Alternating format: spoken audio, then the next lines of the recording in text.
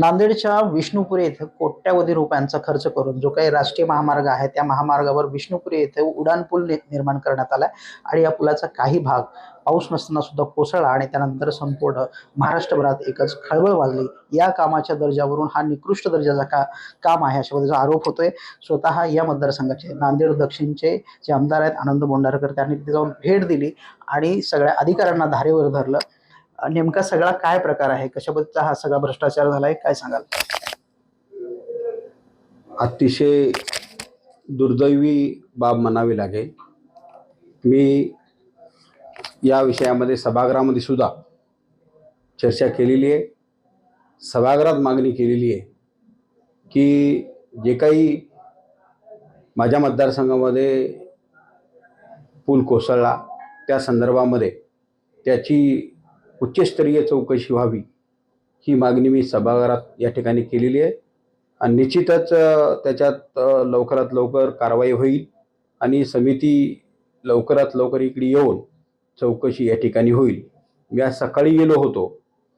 मी ज्यावेळेस ती घटना घडली त्यावेळेस जे काही प्रोजेक्ट मॅनेजर आहेत महेश पाटील त्यांना मी फोन केला की हे कशामुळं पूल कोसळला गेला।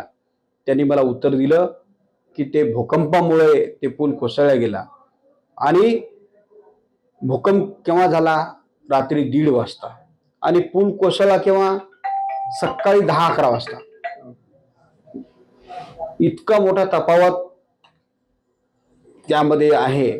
अशा पद्धतीनं जर अधिकारी उत्तरे देत असतील तर लोकांच्या जीवाशी खेळण्याचा हे प्रकार आहे। सुदैवानं त्या ठिकाणी कुठली जीवितहानी झाली नाही, परंतु जर जीवितहानी झाली असती तर त्याला जबाबदार कोण? कोट्यावधी रुपये आपण त्यामध्ये शासनाने दिले, जनतेचा पैसा येतो। आज रस्त्यानं जात असताना हजारो गाड्यांचा टोल त्या ठिकाणी वसूल केला जातो। केटीएल नावाच्या कंपनीचं हा काम आहे, एजन्सी त्यांची होती। जागोजागी त्यांचे टोल लागून टोलच्या माध्यमातून करोडो रुपये या ठिकाणी वसूल केले जातात आणि अतिशय निष्कृत दर्जाचं काम या ठिकाणी झालेलं आहे। मी सकाळी गेलो होतो, आताही त्या ठिकाणी पडताना मी पाहिले आणि दुसरी बाजू सुद्धा ते ढासळण्याच्या मानसिकतेत आहे। ते आता पडते अशा पद्धतीच्या बाजूची जी आहे ती पण बाजू एक बाजूचा जे भाग आहे एक साईड झुकलेला आहे आणि मला रात्री सांगितलं, त्या पलीकडे जाऊन सांगतो, अतिशय दुर्दैवाची गोष्ट आहे। तिथं कालच्या रात्री त्यांनी सिमेंटनं त्याचे ते बुजवलेत, ते जे चीर पडतात ना ते चिरी सिमेंटनं बुजवल्यात। लोकांनी मला व्हिडिओ दाखवले। मी आता त्या प्रोजेक्ट मॅनेजर आणि त्या कंपनीचा जे कोणी मॅनेजर होता त्यांना आता तिथं मी बोलून त्यांना सांगितलं अशा पद्धतीचं जर काम होत असेल तर अतिशय दुर्दैवाची गोष्ट आहे। हे सगळं पडतंय का की ट्रकनं डॅश दिली आणि भूकंपामुळे म्हणजे 100 किलोमीटर साधारणतः दूर असल्या ठिकाणी भूकंप झाला, त्याचं केंद्रबिंदू तिथं आहे आणि तिकडं साधी झोपडी सुद्धा पडली नाही ना आपल्याकडे पूल ढासळतोय। अजिबात भूकंपाचा कुठलाही विषय त्या ब्रिज संदर्भातला नाहीये। अतिशय थर्ड क्लास दर्जाचं निष्कृत दर्जाचं काम झालेलं आहे।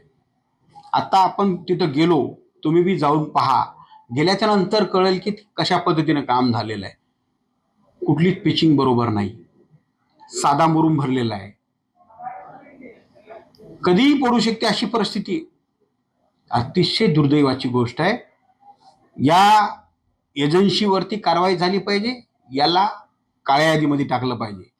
तुम्ही विधान भवनात तर प्रश्न मांडलात, पण आता पाठपुरावा करणार यावर? 100% मी पाठपुरावा करणार आहे। सन्माननीय देशाचे पंतप्रधान नरेंद्र मोदी साहेब यांनाही मी पत्र लिहिणार आहे। ज्यांचं खातं आहे नितीन गडकरी साहेब त्यांना सुद्धा मी पत्र लिहिणार आहे। राज्याचे मुख्यमंत्री आणि दोन्ही उपमुख्यमंत्र्यांना पत्र लिहिणार आहे आणि याची सखोल चौकशी झाली पाहिजे। मी काल सभागृहात बोललो, हे एक ब्रिज नाही, अशा अनेक ब्रिज बांधल्या गेलेल्या आहेत, त्याची सुद्धा चौकशी झाली पाहिजे, त्याचा स्पेशल ऑडिट झालं पाहिजे, जेणेकरून उद्या मोठी घटना होऊ नये यासाठी आताच सावधगिरी म्हणून त्याच्यामध्ये ऑडिट झालं पाहिजे आणि त्याची सखोल अशी चौकशी झाली पाहिजे, अशी मागणी मी केलेली आहे। हे होते आमदार बोंडारकर आणि त्यांनी सांगितलं की या पुलाचं या पुलाचंच नाही तर इतर पुलांचं सुद्धा ऑडिट झालं पाहिजे. सखोल चौकशी होऊन यावर जे काही दोषी आहेत त्यांच्यावर कारवाई होणं गरजेचं आहे. व्हिडिओ जर्नलिस्ट गणेशसह गजानन देशमुख, TV9 मराठी, नांदेड.